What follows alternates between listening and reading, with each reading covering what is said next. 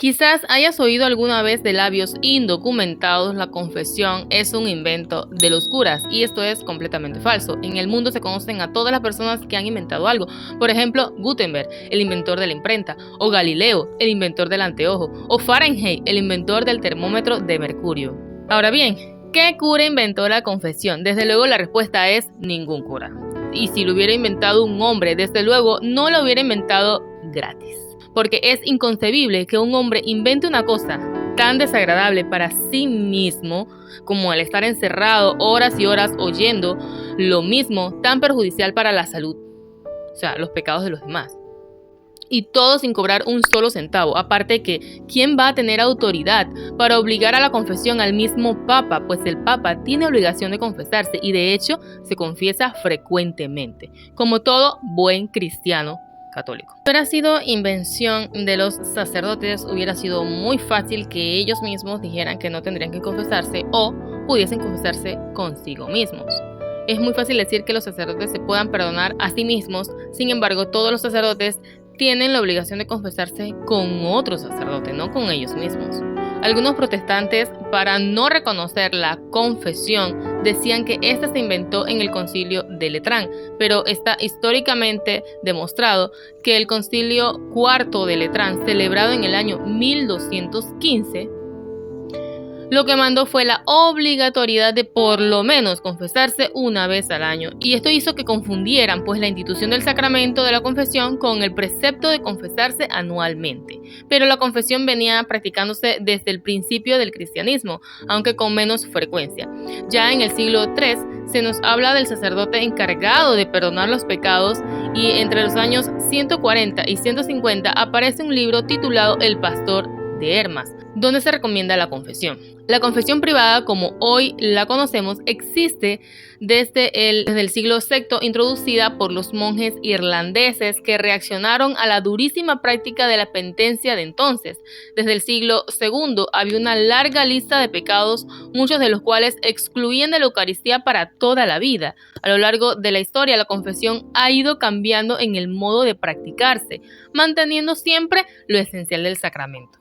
Según el libro de El Pastor de Hermas del siglo II, un sacerdote en aquel tiempo solo se confesaba una vez en la vida o en peligro de muerte. Sin embargo, hoy la Iglesia recomienda la confesión frecuente o por lo menos una vez al año. El sacramento de la confesión fue instituido por Jesucristo. Se apareció a los apóstoles reunidos en el cenáculo y les dio la facultad para perdonar los pecados, diciéndoles: a quienes perdonéis los pecados les serán perdonados, y a quienes les retengáis les serán retenidos. Esto lo podemos encontrar en el Evangelio según San Juan, en el capítulo 20, versículo 23. Con estas palabras Cristo comunicó a los apóstoles y a sus legítimos sucesores, obviamente, la potestad de perdonar y retener los pecados. San Pablo también dice en la primera carta a los Corintios, capítulo 6, versículo 18, que el Señor nos confió el ministerio de la reconciliación. Cristo instituyó los sacramentos para que la Iglesia los administrara hasta el final de los tiempos. Como los apóstoles iban a morir pronto, el poder de perdonar los pecados se transmite a sus legítimos sucesores, es decir, los sacerdotes que han recibido por la imposición de manos el ministerio del sacerdocio. El orden sagrado del sacerdocio es el sacerdote que, según las leyes canónicas, evidentemente que para que el sacerdote pueda perdonar los pecados o retenerlos con equidad y responsabilidad, se supone que el pecador debe manifestarlos. Solo el pecador puede informarle al sacerdote qué grado de consentimiento hubo en el pecado, ¿no? en el que se está confesando. Y por tanto, esto es lo que haría una confesión válida. La confesión no se puede hacer por radio, por televisión, por teléfono, por WhatsApp, no se puede. Sería como una confesión inválida, una confesión sacrílega, porque digamos que invalida el secreto sacramental de la confesión, de que pues no puede salir nada más que entre el sacerdote y el penitente que está confesando sus pecados. O sea, no puede salir ahí. Si lo haces a través de WhatsApp, ya es una cuestión que es pública. Si lo haces a través de la televisión, si lo haces a través de la radio, de cualquier cuestión, ya invalida, digamos, la confesión. Por mandato de la Iglesia, quien tiene pecado grave Debe confesarse al menos una vez al año o antes si hay peligro de muerte o si ha de comulgar. No podemos acercarnos a la comunión en estado de pecado grave. Por eso es el máximo plazo. Quien quiere sinceramente salvarse y no quiere correr un serio peligro de condenarse, no puede contentarse con eso. Es decir, con confesarme una vez al año y ya. No, señor. Tengo que confesarme por lo menos una vez al mes, ¿no? Para mantener la casa limpia.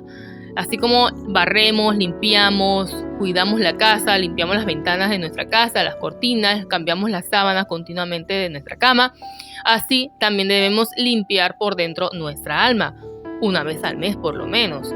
Y no esperar que, porque la iglesia dice que pues por lo menos una vez al año en peligro de muerte o algo así, me confieso, no esperar como que al término, a lo mínimo que nos pidan, ¿no? Porque al final el que se condena o el que se salva es la propia alma de uno, y a quien le debe importar más que salvarse a sí mismo que a uno mismo. Entonces no debemos como que esperar como que el requisito mínimo, que una vez al año, nada más para eso. Es necesario confesarse con más frecuencia, con la frecuencia que sea necesaria para no vivir habitualmente en pecado grave. No vivas nunca en pecado grave.